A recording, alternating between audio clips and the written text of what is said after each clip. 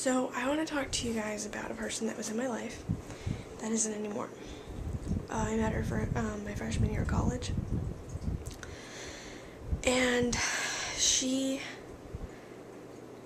was best friends with a friend I met at camp. And we ended up going to this college together. The girl that I'm referring to, I have a lot of this, this particular name, a lot of them, and I know a lot of, her name's Ashley, okay, hopefully she doesn't see this, I hope she doesn't. I would never wish to hurt anyone's feelings, so even though she makes me mad and hurt me in various different ways, I still wouldn't want to hurt anyone's feelings, so hopefully she doesn't see this. But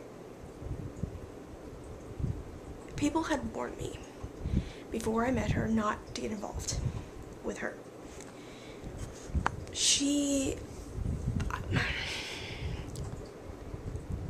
I really don't know what words to use, but I would just say unique.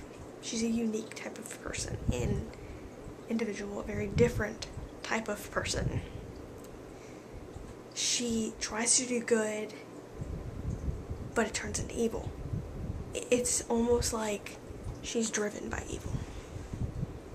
She's the kind of person, like my friend that knows her, that I met through the friend that was her best friend, that came to college with me, that I met at camp,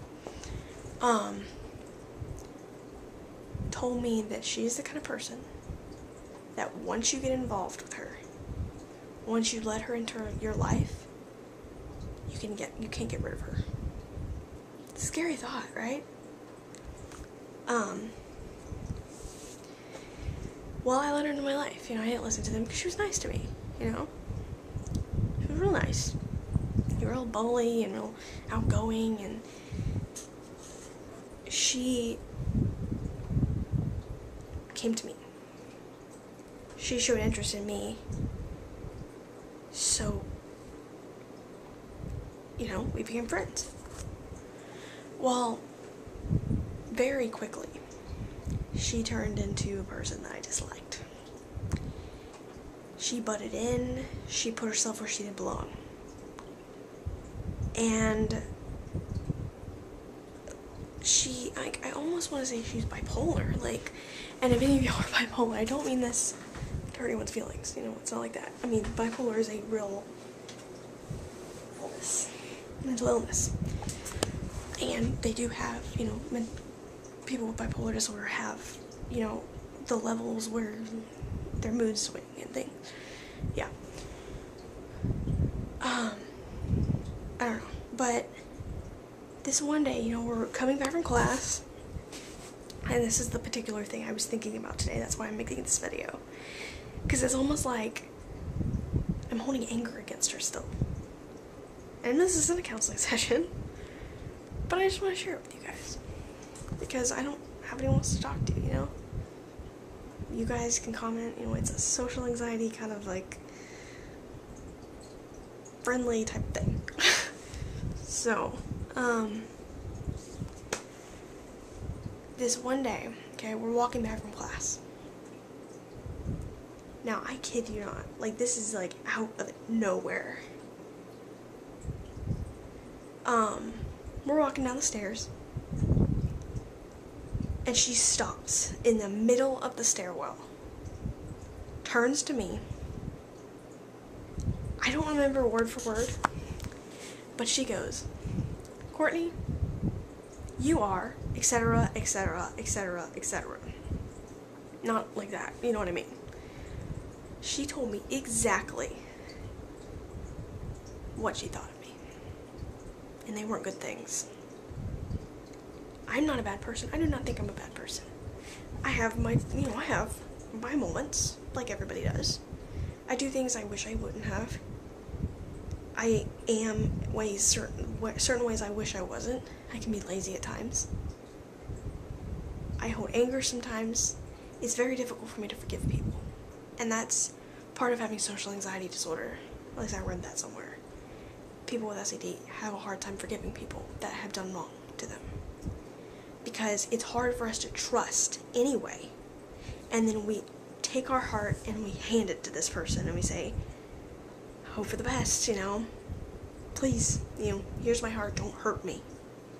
And then they take your heart from, you know, they take your heart and they're holding it in their hand and they throw it on the ground and they stomp on it. It's not very easy to forgive them. It's hard for us to trust, and then when they break that, it's very hard for us to let that go. So, when she did this to me, I was not the same for several days. I stayed in my room and I cried the entire evening. I don't even think I went to dinner that night. I cried and I screamed and I kicked things and I threw things. Now this is several times. She did this to me, I think 3 times. But the first time she did it, I think this was the second time she did it actually, it was the first semester that I was there. She told me I was the most negative person she had ever met.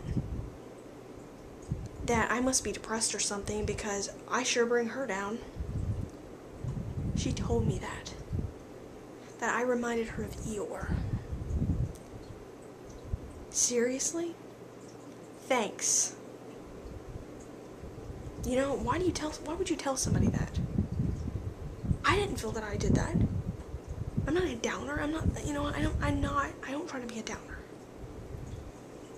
Now that I know some of that negative stuff that she might have saw with social anxiety disorder. Because when you think everybody's thinking negative about you, you become negative towards other people, I guess, in a way. And I'm not saying everybody, all you guys are negative. But to a point, you know, we're negative. That's something that is a challenge for us to be positive because we feel everybody's talking about us all the time. That's a hard thing to deal with. And it was just like, I had so much anger towards her for that. I had never had someone do that to me, ever. Especially someone that was my friend, supposed to be my friend. Okay, so the second instance that she does this, you know the ironic thing? Was because of my SAD.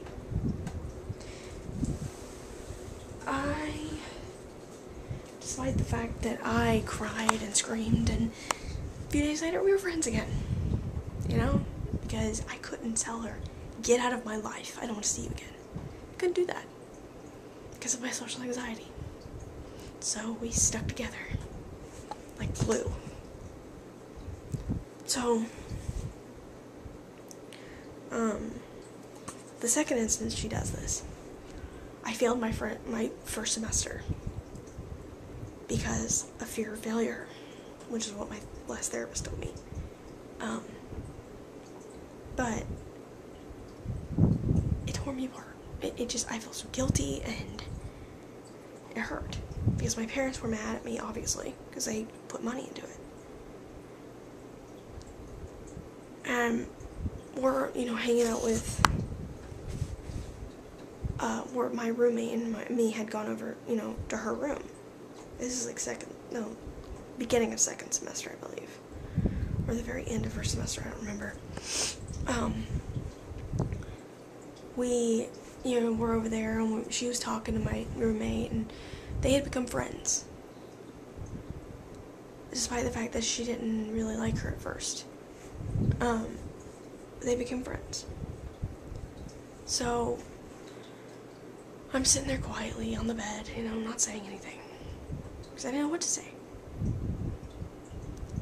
And they were just kind of hanging out, you know. And she starts talking, and I don't know where this comes from. All of a sudden she starts talking about me. And she looks directly in my eyes.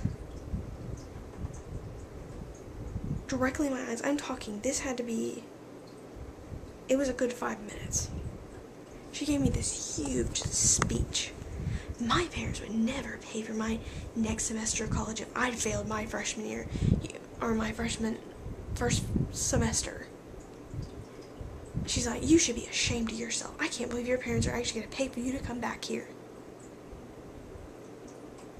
You're a disgrace.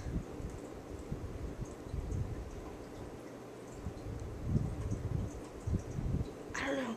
It just... That was the first time this happened that I just told you about. I cried for a while. But this was the time that I cried for days. I went back to my room.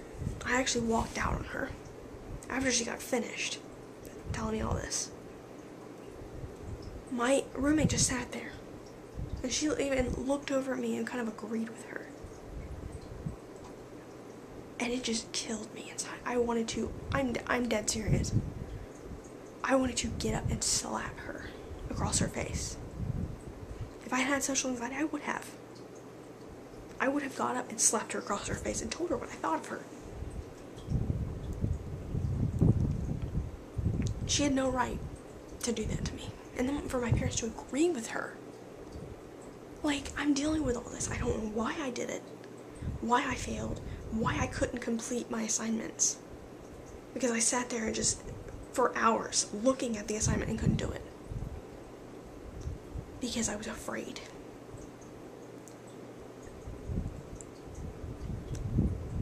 To this day, I'm paying for it. Fed loan. And I don't mean to talk them down or anything like that. I owe them almost $10,000. And they just sent me a letter the other day that said, by the time I pay this off, if I make my payments, I will have paid them $15,000. I got 8 credits out of that year. 8. And I had to deal with this girl this entire year. Not able to tell her how I felt. And don't get me wrong, it was a good year. It had its perks, you know. I learned a lot about life and about my faith, about God. And I met people that I don't regret meeting, that I still somewhat keep in touch with. But the second time this girl did this,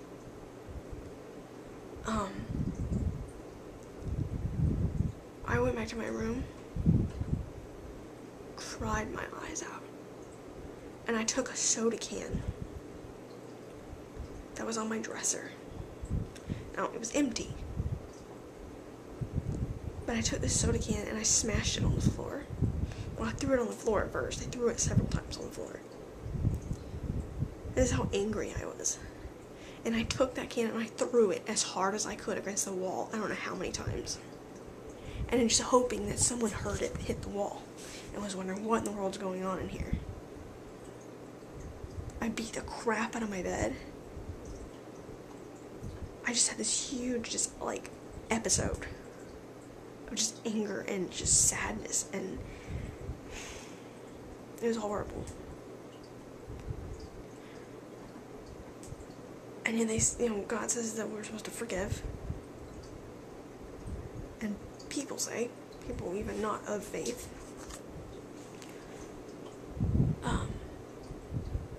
say that when you don't forgive somebody, you're punishing yourself. Because you're the one that's holding it. You're the one that's holding this burden on your shoulders. That if all you have to do is forgive them, and that burden's gone. But it's like, it's so hard for me to forgive sometimes. And I thought that I'd forgotten about this, that I just, pushed it aside. And I was over it. Just like Job Corps, I'm still not over it. I just feel like I need to push her against the wall and tell her just exactly what I think of her and what she did to me. But this recently, after, I even told her towards the end of the year, I broke our friendship. I told her I didn't want to be friends anymore, that she was causing me too much emotional stress and pain. She even sat me down in my own room and told me I was going to hell for a particular sin I struggled with. Sat on my sink in front of me for, 20 minutes and told me I was going to hell. Really? That's messed up. Because you're not a judge. God is. You know? So, I don't mean to offend anybody with God. Please don't be offended by that. If you don't believe in God, that's your choice. I don't judge you for that. So please don't be offended by that. This is my particular belief. So, just let you guys know that. Don't be turned off or anything like that. Please don't be. But this is gonna be huge, like incredibly long video. But I just recently I started a group for my friend that I met at camp, that how I met this girl. I started a group for her because she is in a bad situation right now. She's in a particular sin that's not a good thing. It's not. It's bad. It's very bad, the situation she's in right now. She's kind of like just left the church just completely, like, and her and another friend that I met at this college. Not Ashley, the girl I was talking about. Not her. Different person. And I started a group on Facebook called Pray For in their names. And I did not mean it to hurt them. I didn't mean it to be anything negative. I meant for it to be an encouragement and for it to help them. But I made a mistake in inviting her into the group. When I did, at first she, was against it and took herself out of the group. And I told her, I asked her why she left, and she said she didn't feel right about it. I'm like, okay, that's fine. If you change your mind, feel free to, come back. So, the end of that day, she ended up coming, asking to join the group again. So I approved her request. Well, that was a mistake, because at first she's for it, and she's telling the story and how everything happened with them and what happened and how she's her friend and no longer is her friend. And then all of a sudden she decides she's against it. That I had done this terrible thing, and starts telling everybody about it. Oh, they shouldn't be in this group. Oh, you should be ashamed of yourselves. And I ended up, people suggested I invite the people that the group is for, and inviting them to the group. One of them, not the girl that I met at camp, the other one, has yet to forgive me. That it hurt her so badly, and I told her I did not intend for that to happen. I finally realized that that it probably wasn't the best idea, that it really kind of exploited them, and I didn't mean to do that. Because I invited people they didn't even know. And I didn't, Christians are supposed to be close, they're supposed to say, okay, you have this problem, I'm going to pray for you. I'm not going to judge you, but I'm going to pray for you. You know what I mean? And so, that was how I took it. I didn't take it as, hey guys, these people are sinners, Everybody's a sinner, Nobody's perfect. But it turned it into being a regret. I regretted it. And the people that helped me also did. And I understood that. But she pretty much told me what I should do. And when I didn't take her advice, she told me that I was an idiot. And I didn't listen. And I was going through my messages on Facebook. That's what started this entire video. The reason I made this video was because it brought that. I saw that. I never deleted the message. I kept it. And I guess I wanted to look back on it and realize why I'm not her friend anymore.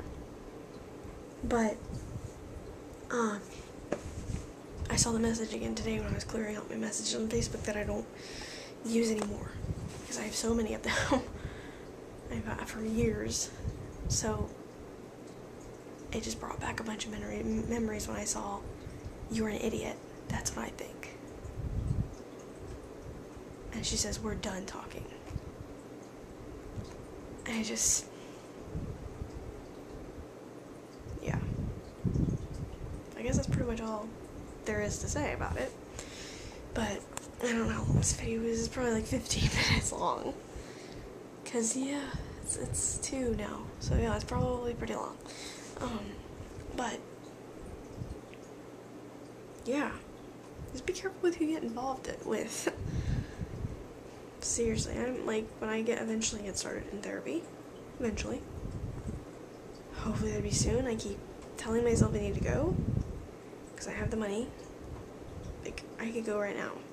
I have the money in my account. But I keep telling myself, no, you need to wait until this, until that, and oh, you don't have the money right now. Oh, I'll start at the very beginning of the month. That's the whole, like, I get really OCD about certain things. Dates and numbers and, ugh. Like, I hate 9. I despise the number 9. 10 is so much better because it's an even number. Seriously. Like, I do not like uneven numbers. They just make me so nervous. I do like 13, though. Like, I don't know. I like 13 and 7. Ironically. But I like 6 a little bit better because it's even. I don't know. But I get really OCD about certain things. Seriously. But anyway. So yeah. I need to go to therapy, and I need to stop putting it off, because this is one topic I need to talk about. I do, because I have to forgive her. Because it just kills me thinking about all the stuff that she did to me. Like, I don't know what you call it other than bullying. I really don't know. And for her to be a friend, that is what kills me the most. Like I said, I gave her my heart, and she took it from me and stomped on it, and then shoved it back in my chest. Here, live with this damage that I did to you. And the sad thing is that she doesn't even realize or admit to what she did. She thinks she was disciplining me. And that's legitimate to her. I mean, I don't know. She actually told my mother that she was counseling me. Really? You have a PhD? Why are you in college? I don't know. I'm sorry.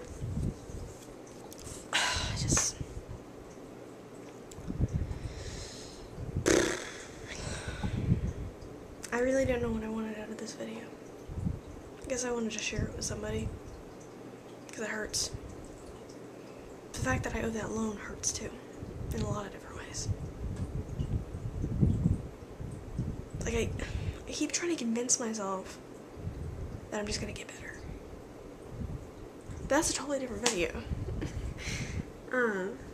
That's all. If you watch this entire video, you are just so very faithful to my videos, because this has to be like 20 minutes at least. It's gonna be like a part 1, part 2, part 4, like my Job Corps video. It was like 20 minutes long. So if y'all watched that too, you guys are awesome. And if you didn't, you're still awesome. You know. Just, you know. Anyway, that's all. So, I really don't know what I wanted. Comment, I guess. And, yeah. Share share similar experiences. If you're struggling with this particular thing too, share it with me. Because, like, knowing that someone else understands and has been through the same thing has a dramatic effect. So,